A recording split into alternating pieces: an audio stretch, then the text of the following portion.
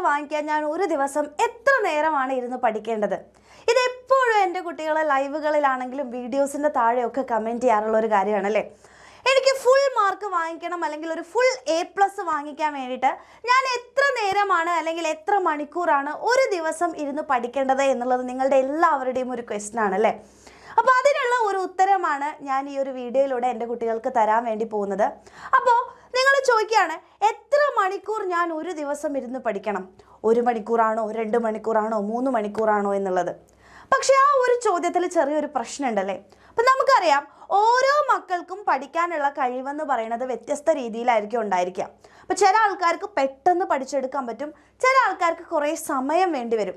അപ്പോൾ അതുകൊണ്ട് തന്നെ ഒരാൾക്ക് എത്ര നേരം ഇരുന്നാലാണ് പഠിക്കാൻ പറ്റുക എന്നുള്ളത് നമുക്ക് ഇങ്ങനെ പറയാൻ വേണ്ടി പറ്റുമോ? ഇല്ല.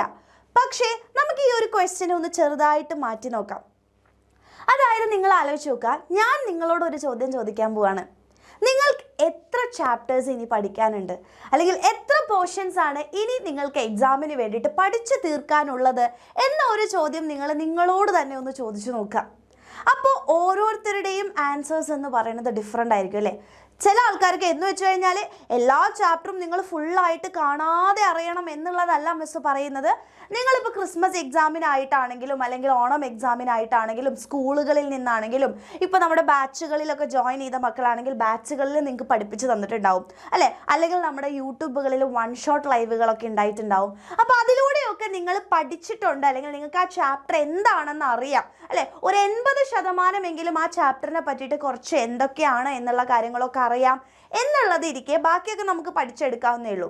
ആൻഡ് ഒന്നും നിങ്ങൾ പഠിക്കാത്ത ഇനിയും ഒരുപാട് കാര്യങ്ങൾ ആ ചാപ്റ്ററിൽ നിന്ന് അറിയാനുണ്ട്, ടോപ്പിക്കുകളൊന്നും കംപ്ലീറ്റ് ചെയ്തിട്ടില്ല, അല്ലെങ്കിൽ ആ ചാപ്റ്ററിനെ പറ്റി ഒന്നും അറിയില്ല എന്ന് പറയുന്ന ചാപ്റ്റേഴ്സ് നിങ്ങൾക്ക് ഉണ്ടാവും.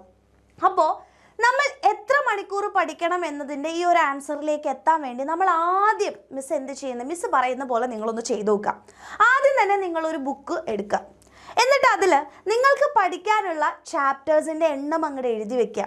അതായത് ഇപ്പോൾ നമ്മൾ മാത്സ് എടുക്കുകയാണെങ്കിൽ മാത്സിൽ നിങ്ങൾക്ക് ഫസ്റ്റ് തൊട്ട് അവസാനം വരെ നമ്മുടെ ഫൈനൽ എക്സാമിന് എത്ര എന്താ പറയുക ചാപ്റ്റേഴ്സാണ് നിങ്ങൾക്ക് പഠിക്കാനുള്ളത്. അതേപോലെ basic science, physics, chemistry, biology, അതുപോലെ തന്നെ എല്ലാം സോഷ്യൽ സയൻസ്, എല്ലാം മെയിനായിട്ടുള്ള സബ്ജക്റ്റിൻ്റെ ഒക്കെ എന്തെഴുതുക, നിങ്ങൾ ഇതേപോലെ ഒരു എത്ര ചാപ്റ്റേഴ്സാണ് നിങ്ങൾക്ക് എക്സാമിന് വേണ്ടി പഠിക്കാനുള്ളതെന്ന് എഴുതി വയ്ക്കുക.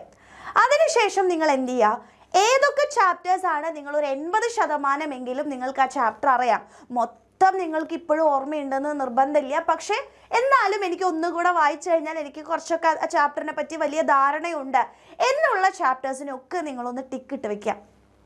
ആൻഡ് ബാക്കിയുള്ള ചാപ്റ്റേഴ്സാണ് നിങ്ങൾക്ക് ഒന്നും അറിയാതെ എൻ്റെ കുട്ടികൾക്ക് ഇനി ഫ്രഷ് ആയിട്ട് പഠിക്കാനുള്ള ചാപ്റ്റേഴ്സ് എന്ന് പറയുന്നത് അല്ലേ.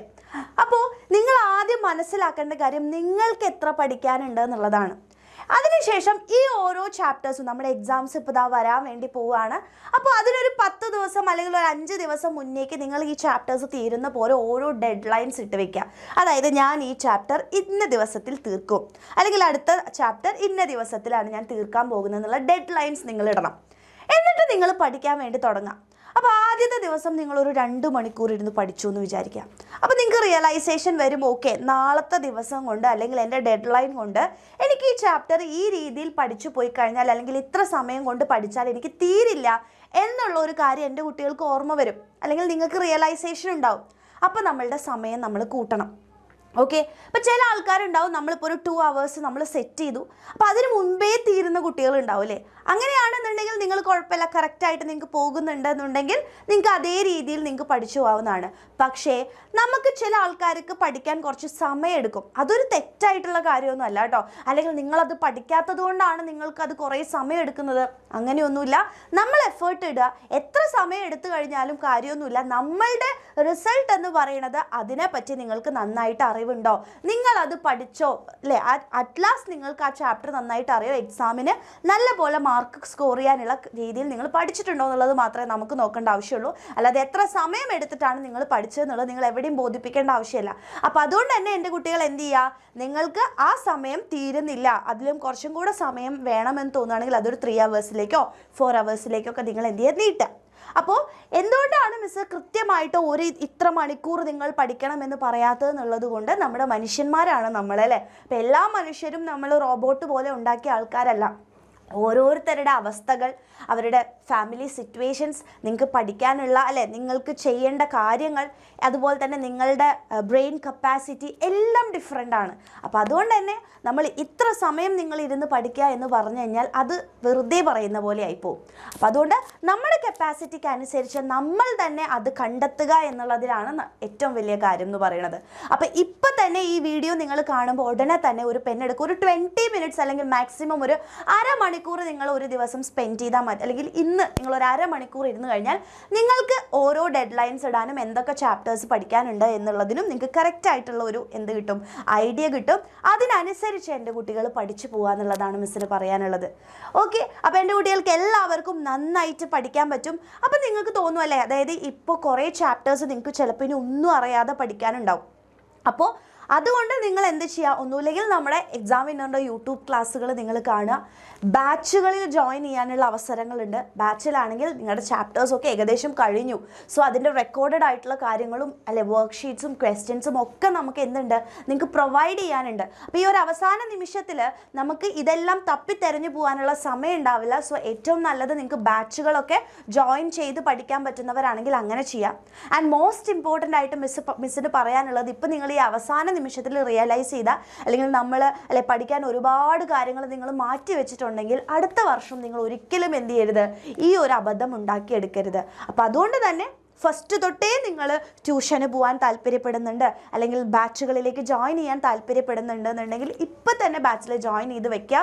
പിന്നെ അല്ലെ ആ ഒരു സമയത്ത് നമ്മൾ തോന്നുന്ന കാര്യങ്ങൾ അപ്പം തന്നെ അങ്ങോട്ട് ചെയ്യണം.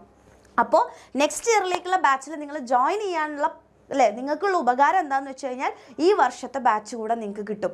സോ 2 വർഷത്തേക്ക് പിന്നെ നമുക്കൊന്നും ആലോചിക്കേണ്ട ആവശ്യമില്ല. സിസ്റ്റമാറ്റിക് ആയിട്ട് ടൈം ടേബിൾ അനുസരിച്ച് നിങ്ങൾക്ക് പഠിച്ചു പോകാം. സോ അങ്ങനെ നിങ്ങൾക്ക് അല്ലേ ഒരു റൈറ്റ് ആയിട്ടുള്ള ഒരു പാത്തിലൂടെ നിങ്ങൾക്ക് പോകണം, എക്സാമിന് ഫാമിലിയിൽ ജോയിൻ ചെയ്യണം എന്നൊക്കെ ഉണ്ടെങ്കിൽ ഇപ്പം തന്നെ നെക്സ്റ്റ് ഇയർ ബാച്ചുകളിലേക്ക് ജോയിൻ ചെയ്ത് വെക്കുക. വീട്ടിലൊക്കെ സംസാരിച്ച് ജോയിൻ ചെയ്യാം. ഓക്കെ, ആൻഡ് ഇപ്പം തന്നെ മിസ് പറഞ്ഞ രീതിയിൽ നിങ്ങൾ ചെയ്തു നോക്കുക. ആൻഡ് നന്നായിട്ട് പഠിച്ചു പോവുക. നമ്മുടെ കയ്യിൽ സമയമുണ്ട്. അപ്പോൾ അടിപൊളിയായിട്ട് എൻ്റെ കുട്ടികൾ പഠിക്കാം. നിങ്ങളെ ഹെൽപ്പ് ചെയ്യാൻ എക്സാം വിന്നർ ഉണ്ട്. അപ്പോൾ വേഗം തന്നെ ഈ ഒരു കാര്യം സ്റ്റാർട്ട് ചെയ്യുക. എന്നിട്ട് താഴെ കമൻറ്റ് ചെയ്യുക, യെസ് മിസ് ഞാൻ ചെയ്തിട്ടുണ്ട്, എനിക്കൊരു മണിക്കൂർ അല്ലെ ഒരു ദിവസം ഇത്ര അവേഴ്സാണ് പഠിക്കേണ്ടി വരുന്നത് എന്നുള്ള കാര്യം നിങ്ങൾ എന്തായാലും ഇതിൻ്റെ താഴെ ഇന്നോ നാളെയോ ആയിട്ട് വന്നിട്ട് നിങ്ങൾ കമൻറ്റ് ചെയ്യണം. മിസ് അത് നോക്കും.